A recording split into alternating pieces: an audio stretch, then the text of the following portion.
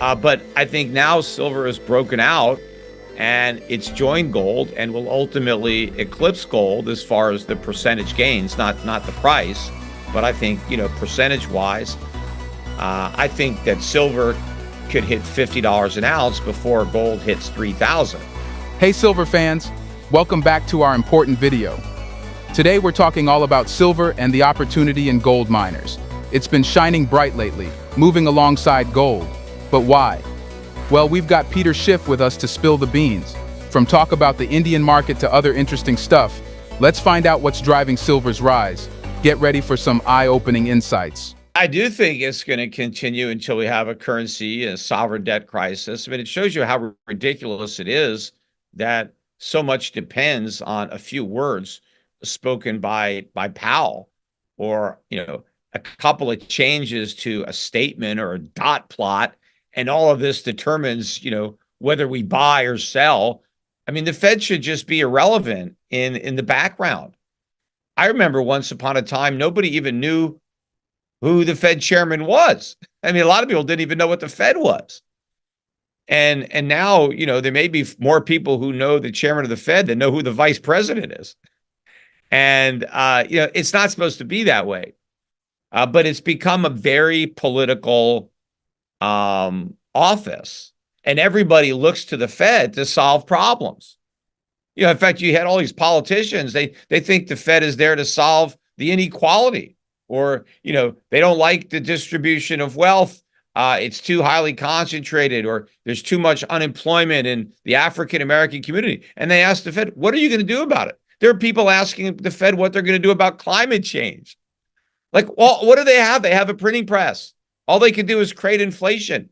You can't solve the world's problems with inflation, but temporarily you can make it look like they went away because, all the numbers go up. Everybody thinks they're rich, right? When you print a bunch of money and everybody thinks that now they're rich because they've got more money. But the problem is then prices go way up and you don't have more purchasing power. And we're at that stage right now. The prices are starting to catch up to the money. I mean, silver was really bound to take off. It was near 90 to 1 with gold, record lows. Gold was marching higher, really from 2000 to 2200, 2300-ish. And silver hadn't even moved. Silver was still below 25. And then all of a sudden it spiked up to 30.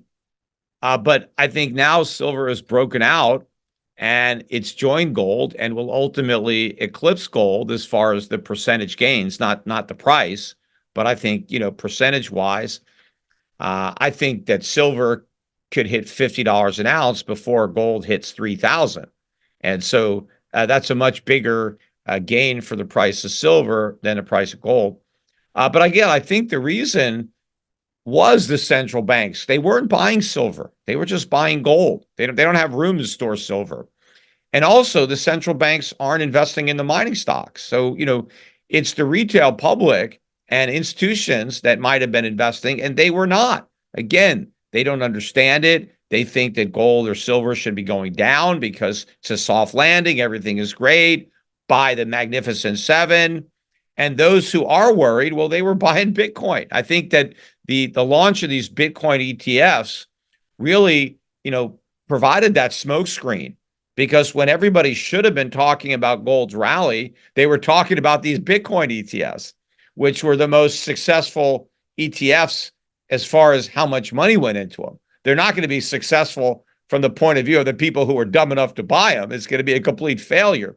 But Wall Street did, sucker in a lot of speculators, so they're making money for now in these ETFs. But I was actually watching during that first month or so we're trading, like there was 1 week where gold went sideways and gold stocks were down like 15%. And it was like, well, what's going on?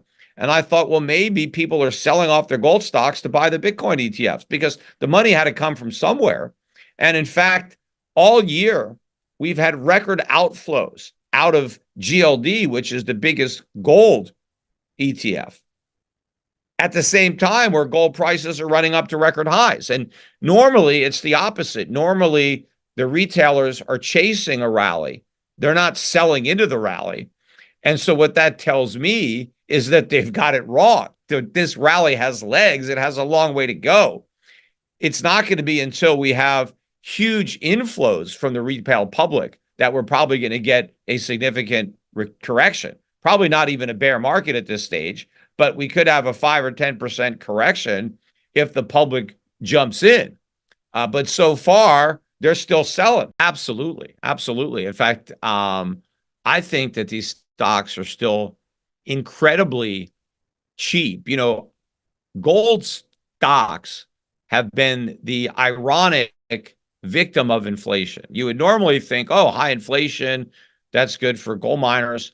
The problem is the investors haven't really recognized how bad the inflation threat is, and they haven't bid up gold prices enough.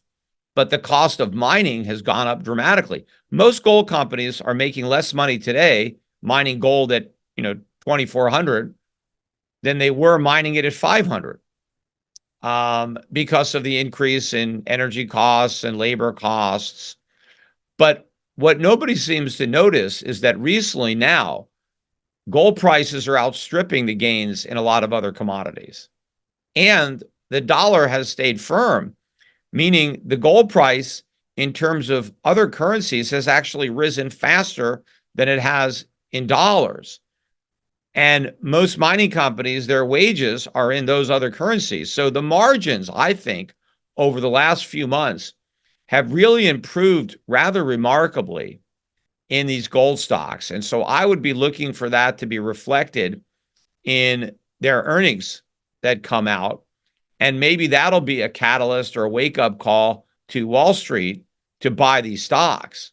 But before they get that wake-up call while they're still sleeping, I would advise your listeners to be moving heavily into this segment, recognizing it is a risky segment. So, don't put money in there that you absolutely can't afford to lose. But if you do have risk capital, this is what risk capital is for, because the upside potential, I think, dwarfs the downside risk. I think it's a unique opportunity to make, stellar returns. And you can do it yourself, or you can hire me. In fact, I didn't even do it myself. I hired Adrian Day. You've had him on your program. Adrian manages the Europe Pacific Gold Fund. You can buy that no load at any discount brokerage firm. EPGIX, I believe, is the no load symbol. It's the institutional class of the Europe Pacific Gold Fund. I think Adrian has built an incredible portfolio. We've got some really good juniors in there that I think are going to be, the 50, 100 baggers of this bull market. But I think the seniors are still going to go up 10x, before this thing is over. Thank you for tuning in to today's exploration of the silver market and the golden opportunity in gold miners. We hope you found this discussion insightful and informative. Don't forget to like, share, and subscribe for more engaging content on precious metals and financial insights. If you have any questions or topics you'd like us to cover in future videos, feel free to leave them in the comments below. Until next time, happy investing and stay tuned for more exciting updates.